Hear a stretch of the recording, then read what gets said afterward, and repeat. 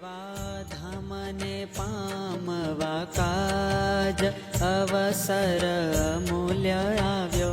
આવ્યો સુખનો માળી સમાજ ભલો અતિ મન ભાવ્યો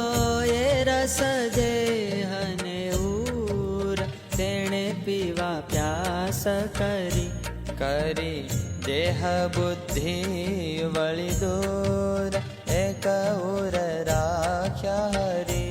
હરી વિના રાખ્યો નહીં કાય અસત્ય જાણી આપે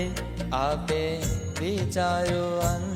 અંતરમાય દેહ તપે નહીં તાપે